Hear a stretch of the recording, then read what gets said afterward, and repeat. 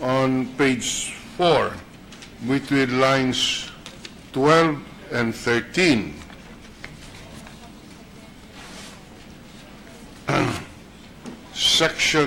insert the following, Section 7. A new Section 7 of Republic Act 9485 will now read as follows. We accept, Mr. President. Any objection? Hearing none. Okay. On the same page between lines 13J and 14, insert the following. Section 8, Section 7 of Republic Act 9485 is now renumbered as Section 8 to read as follows. We accept, Mr. President. Any objection?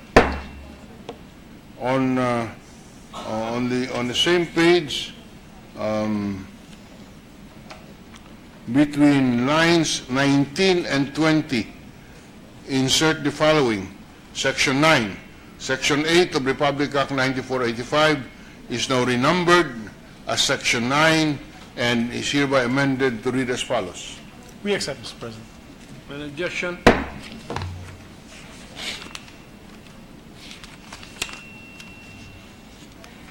On page 6, line 26, Section 10, line 26, the following is the amendment. Section 10, Section 9 of Republic Act 9485 is renumbered as Section 10 to read as follows, and is hereby amended to read as follows. We accept, Mr. President. Any objection? On page 7, line 21, insert the following. Section 11. Section 10 of Republic Act 9485 is renumbered as Section 11 and is hereby amended to read as follows. We accept, Mr. President. Any objection?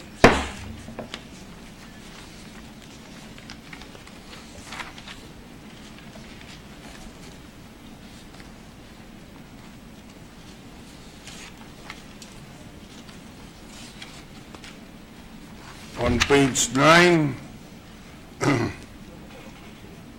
before line 1, insert the following. Section 12. Section 11 of Republic Act 9485 is hereby renumbered as Section 12 and will now read as follows. We accept, Mr. President. Any objection? On page 10, line 12. I'm sorry, on page 10, line 11, insert the following. Section 13, period, Section 12 of Republic Act 9485 is hereby renumbered as Section 13 and will now read as follows. We accept, Mr. President. Any objection? Still on page 10, between lines 35 and 36, insert the following. Section 14. Section 13 of Republic Act 9485 is hereby renumbered as Section 14 and will now read as follows. We accept, Mr. President. Any objection? On page 11, between lines 33 and 34, insert the following. Section 15. Section 14 of Republic Act 9485 is hereby renumbered as Section 15 and will now read as follows. We accept, Mr. President. Any objection?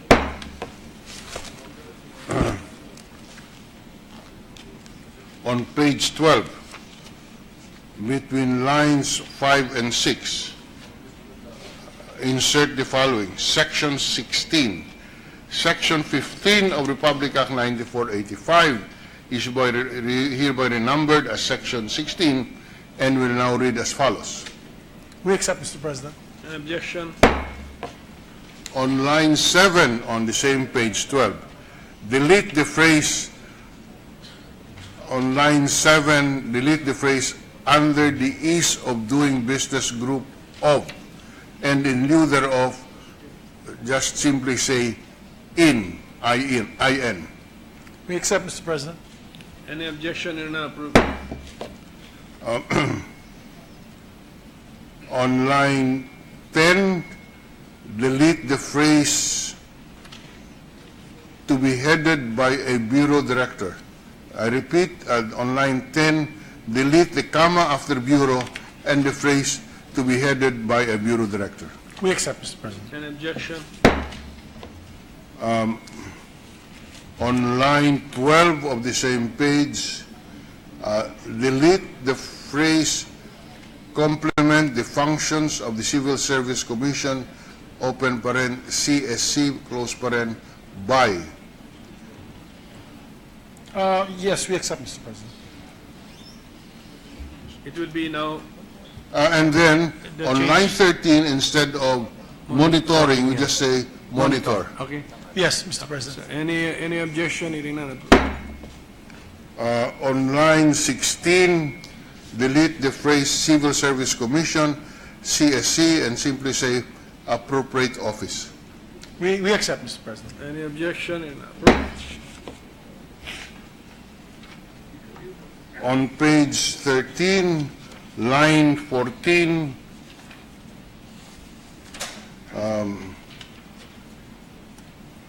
insert the following, Section 17. Section 10 of Republic Act 9485 is renumbered as Section 17 and will now read as follows. We accept, Mr. President. Any objection? On the same page, line 28, insert the following, Section 18, period. Section 11 of Republic Act number 9485 is renumbered as Section 18 and will now read as follows. We accept, Mr. President. An objection? On page 14, line 17, insert the following, Section 19, period. Section 12 of Republic Act 9485 is renumbered as Section 19 and will now read as follows. We accept, Mr. President. An objection?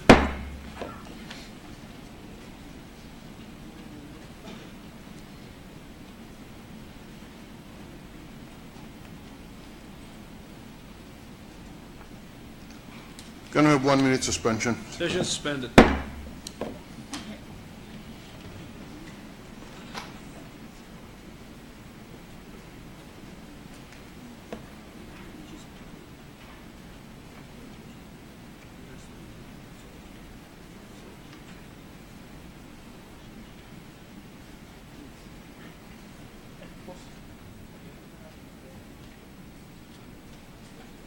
Ready to resume, Mr. President. Sessions resumed. On the same page 14, line 25, delete the phrase for the purpose of harassing the applicant. On what page and line? On page 14, Your Honor, Yes, Mr. sir. President, line 25, delete the phrase for the purpose of harassing the applicant. 1 second, Mr. President. Let me just look for that. So that the amendment is that Yes, if Mr. President, we he accept. commits bribery, extortion, or where the violation is done deliberately and maliciously, it should be punishable regardless of the purpose. Yes, Mr. President, we accept. Any objection? On the same page, between lines 28 and 29, insert the following, Section 20, Section 13 of Republic Act 9485 is renumbered as Section 20 and will now read as follows. We accept, Mr. President. Any objection? On the same page, on line 32,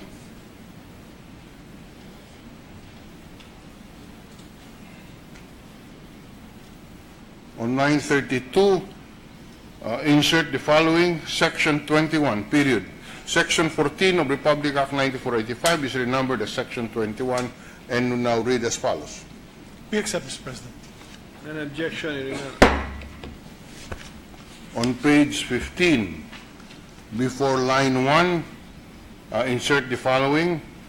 Section 22, period, Section 15 of Republic Act 9485 is renumbered as Section 22 and will now read as follows. We accept, Mr. President. Any objection? Still on the same page on line 21. Section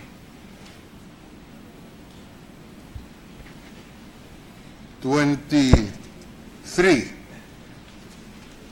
Section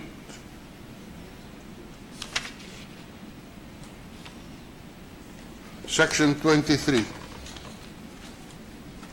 A new Section 23 is hereby included in Republic Act 9485 to read as follows. Accepted, Mr. President. Any objection? Hearing none. That's on line 21. On the same page between line 28 and line 29,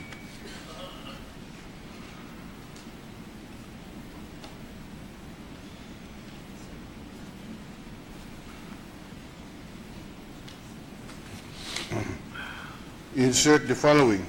Section 24. A new Section 24 is hereby incorporated in Republic Act 9485 to read as follows. Accepted, Mr. President. Any objection? Hearing none. On page 16, before line 1, insert the following. Section 25. Section 25 is hereby incorporated in Republic Act 9485 to read as follows. Accepted, Mr. President. Any objection? Hearing none. Approved. On same page, line 7, include the following. Section 26, period, Section 16 of Republic Act 9485 is renumbered as Section 26 and will now read as follows. Accepted, Mr. President. Any objection? Still on the same page, between lines 14 and 15, insert the following.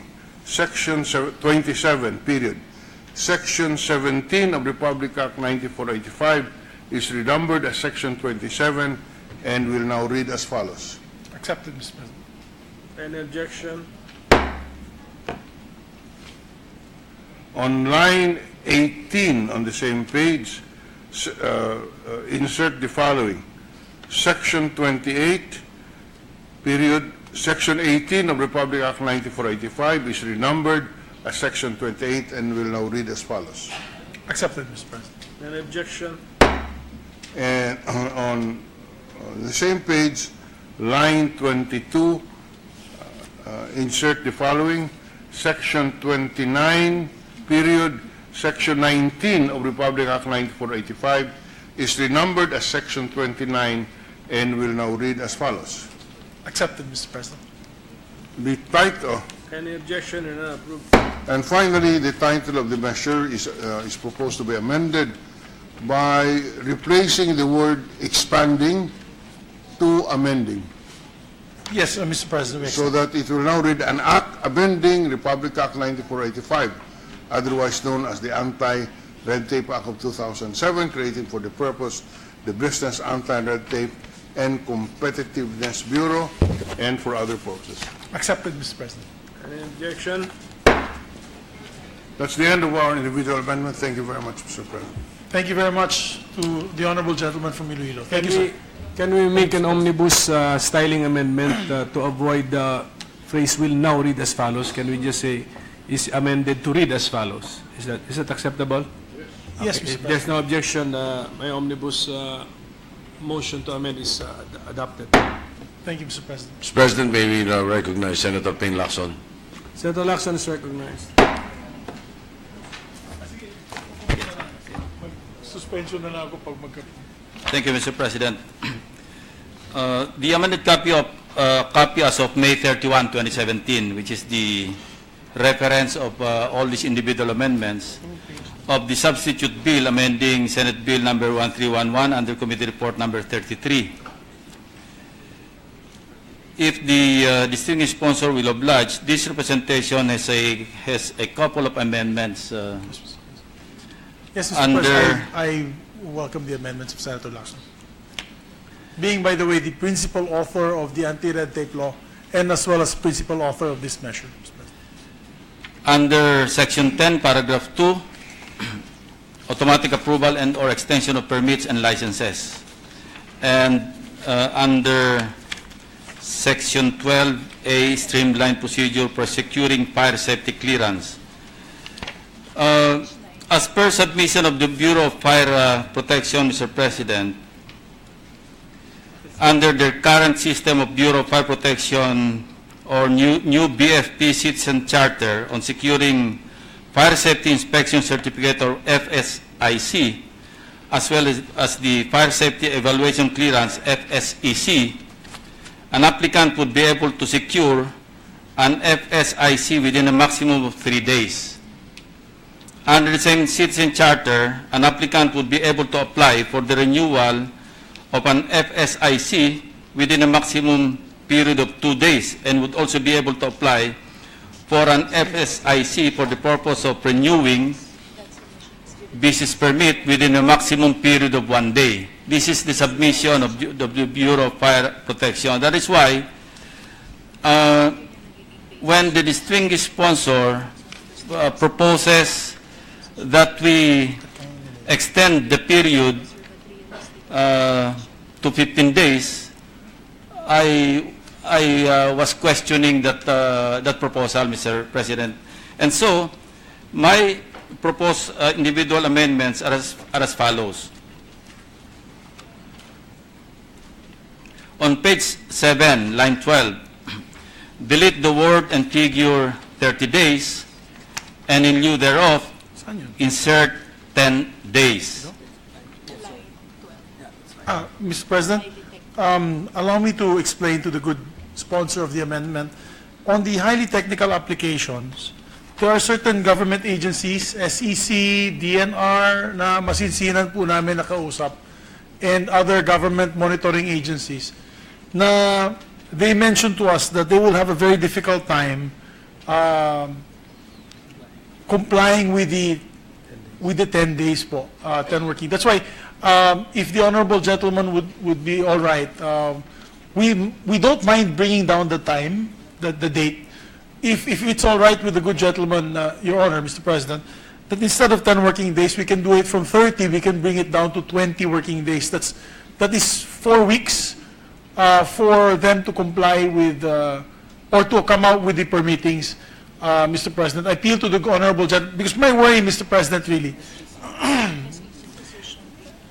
because my worry, Your Honor, Mr. President, is we might not be able to implement this on certain government agencies. Maraming kaso kasi this has a penal now has a penal provision. We can now file charges to those who do not act within the time frame. And the position of the SEC is basically, it mentions that on highly technical applications, yes, it goes beyond the mere checking of completeness of documentary requirements, because you have to not just look at the documentary requirements. Many of these people have to inspect the areas. Like for example, if you're going to build a petrochemical plant, you need to have highly technical people to visit the area, study the designs and proposals. And as the SEC had said, accreditation of appraisal companies and accreditation of credit rating company agencies and accreditation of external auditor and auditing firms before certain approvals can be given. So, may I ask for a 1-minute suspension, Mr. President, to confer to my good colleague and Session suspended. author of the law. Sa akin kasi mixed uniformity lang kasi. Teka, sabihin mo siya.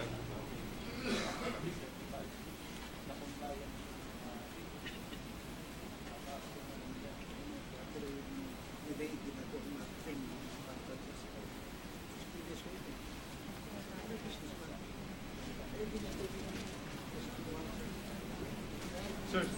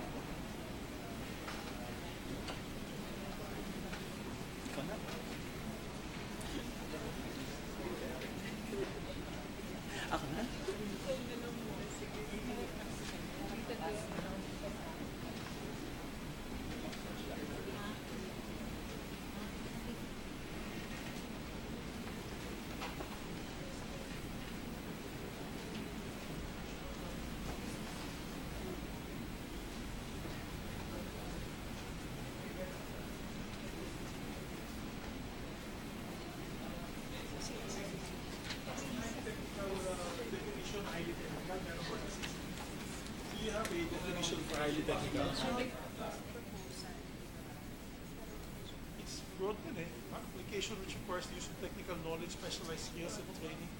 Pasok na natin. Okay, okay boss. Alright. Sige po. Okay po.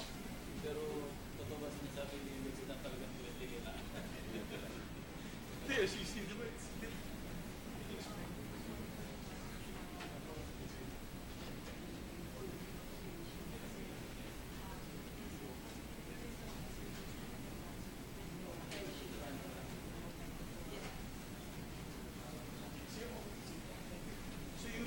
I'll accept your 20. Ay, can you give me the exact ones?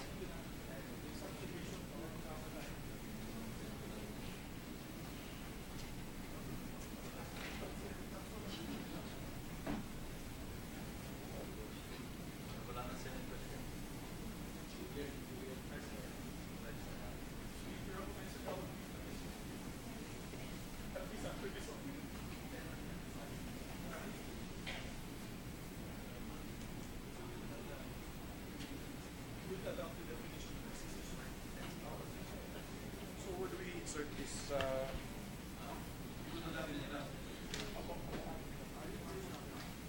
As a definition of terms na natin. So tell me which section.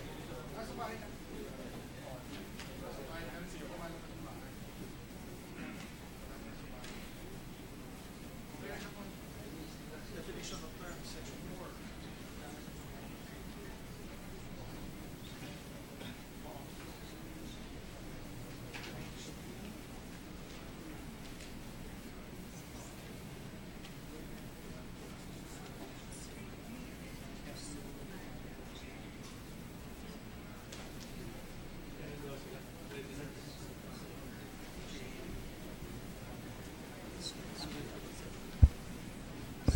Session is resumed. Thank you, Mr. President. Mr. President, before we tackle the amendment of Senator Lacson, we conferred and he is allowing me to read this particular amendment that he's proposing as an ulterior amendment, Mr. President. On page 3, line 16, insert under the, this is under the definition of terms, section on the definition of terms, insert a new subparagraph J to read as follows. Highly technical application, dash, an application which requires the use of technical knowledge, comma, specialized skills, and / or training in the processing and / or evaluation thereof, period. Mr. President. J, it's paragraph J. Any objection? Thank you, Mr. President. And after consulting with the SEC And of course, representatives, we re-letter the... Yes, sir. Okay. Yes, sir. So that should be automatic now, okay. after consulting with the representatives of the SEC, Mr. President, I wish to propose the following amendments. On page 7, line 12, delete the word 30, word and figure 30, and in lieu thereof, insert 20 in word and figure, Mr. President. We accept, Mr. President. Any objection? Hearing none, approved. On page 7, same page, line 13, delete the word and figure 30, and in lieu thereof, insert 20 in word and figure, Mr. President. We accept, Mr. President. So we're changing the rule now from 30 to 20. 20 days, yes, So Mr. even the President. extension. Any 20 days. objection? I need not read the new paragraph, section 10, paragraph 2. It's understandable anyway, Mr. President. Section- On page 9, line 6, delete the word and figure 15, and in lieu thereof, insert 10 We accept, in Mr. word President. and figure. We accept, Mr. Line President. what, sir? Page 9. That's page 9, line 6, Mr. Line 6, President. okay. Any objection? Hearing none. Ilan na lang? No further amendments, Mr. President. Thank you, Mr. President, and I'd like to thank Senator Lacson for patiently Any waiting for the other? bill and helping us amend it. Thank you, Mr. President. Mr. President, I move to close the period of individual amendments. Any objection? Mr. President, before we do that, may we ask the body to give us a few days, maybe till tomorrow, to we come up with a clean copy so that we can make a review to make sure that it is all in order, Mr. President, before we close the period of amendment, Yes. individual amendment. We have no objection, Mr. President. I withdraw my motion. Thank you. Therefore, the motion is not really a motion. We ask that the Senate Secretariat furnish the members with a clean copy by tomorrow. And in the meantime, suspend the consideration of Senate Bill 1311 Any under Committee objection? Report 33. Hearing none.